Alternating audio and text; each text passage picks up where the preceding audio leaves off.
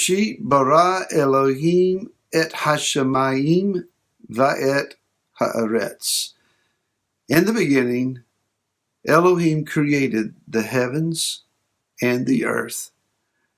Hi, this is Barry Phillips with 10-Minute Torah, day number 1 of the Torah portion, Bereshit.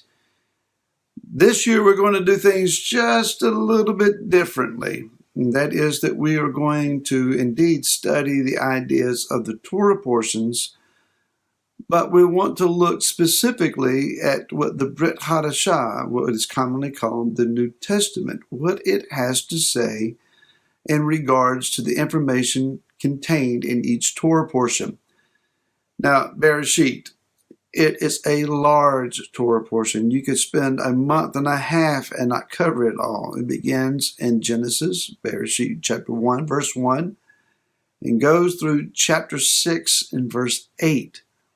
That's an enormous amount of information. Creation, the establishment of the first family, the fall of the first family, the resulting curses that were pronounced, bloodlines and lineages and what initially happened unto them, the rivalry between the brothers of Cain and Abel, or Cain and Havel, and then the prelude to the story of Noah and the impending disastrous judgment and flood upon the earth. Now, how in the world do you ever cover that in an hour on a given Shabbat?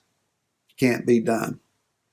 This year, I'd like to look at what some of the New Testament, Brit Hadashah, renewed covenant text, say about each portion. So with Bereshit, chapter number 1, we read the words I just quoted. In the beginning, Elohim created the heavens and the earth. This year, I want to focus on Yochanan, John, chapter number 1. And there is an enormous amount of information just in this one chapter. So let's go back to chapter number 1 in the book of John. And it says, in the beginning. Notice the same phraseology, same phrasing and words there. In the beginning was the Word, and the Word was with Elohim. And the Word was Elohim, and He was in the beginning with Elohim. And then we have a reference to creation in verse number 3. All came to be through Him. Through who? Elohim, through the Word. It's a process of Elohim speaking through the Word, which we will get to. It's revealed in Genesis chapter 1, verse 1. All came to be through Him, and without Him not even one came to be that came to be. So, Yochanan, John, he is obviously writing with Bereshit in mind, with the book of Genesis. He is making very unveiled references to the text that is contained in chapter number 1 of the beginning of Scripture. So the word Bereshit meaning in the beginning. Exactly what is this referring to? Now, when you and I talk about beginnings and endings in reference to time, we think about Greco-Roman mindsets of beginning at point A and continuing then in a linear line to wherever point B, C, D, and E would be. Ultimately, we come to the end. But we understand things in a straight linear line. Again, that is Greco-Roman, Greek and Roman mindset and understanding of time.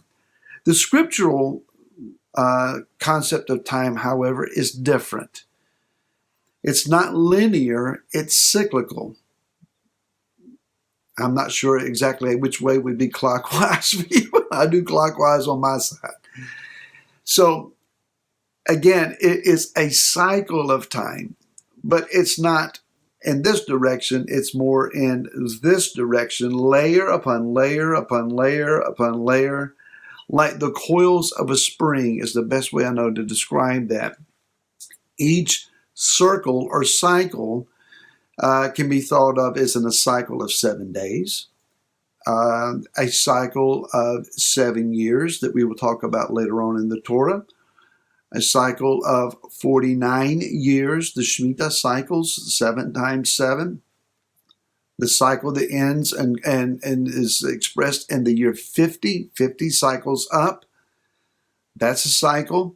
And then we began counting again. Just consider the week, a cycle of 7 days, one cycle, one coil of the spring. The next layer is another cycle of 7 days. It is constantly repetitious. That's to help us to understand that one generation is layered upon the previous one. And as each layer or each coil of the spring goes up, nothing really changes. If we go back far enough into our histories, we can find some fascinating events of who lived where and who married who, etc.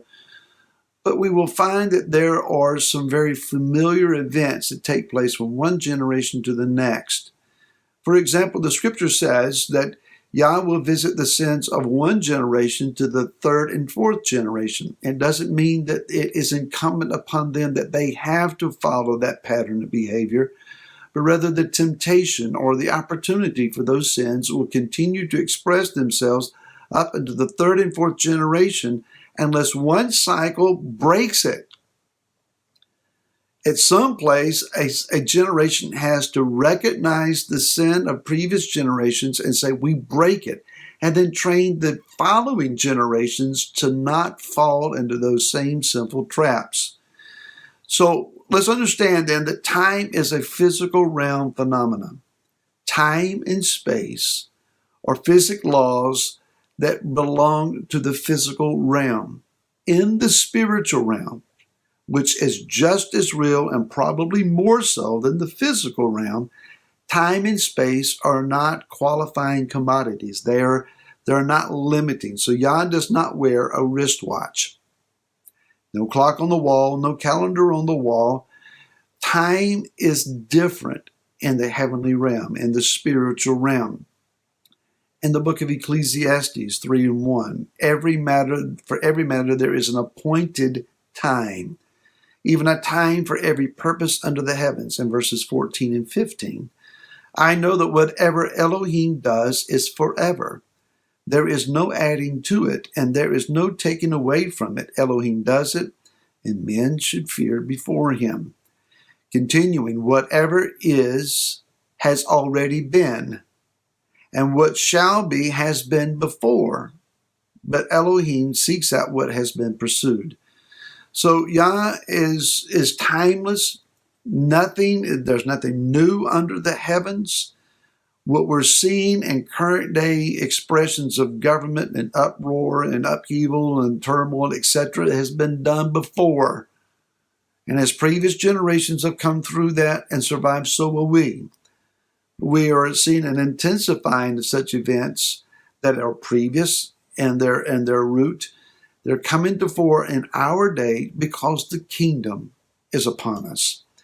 Now, let's also understand that in the beginning, in Bereshit chapter 1, verse 2, the verse gives us an understanding of chaos and darkness and oppression.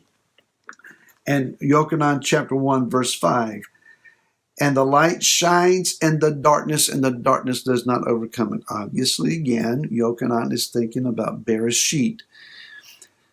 In the beginning, knowing that there's chaos, knowing that there is times of upheaval, tohu vohu is the words in Scripture that is used to describe formless and void.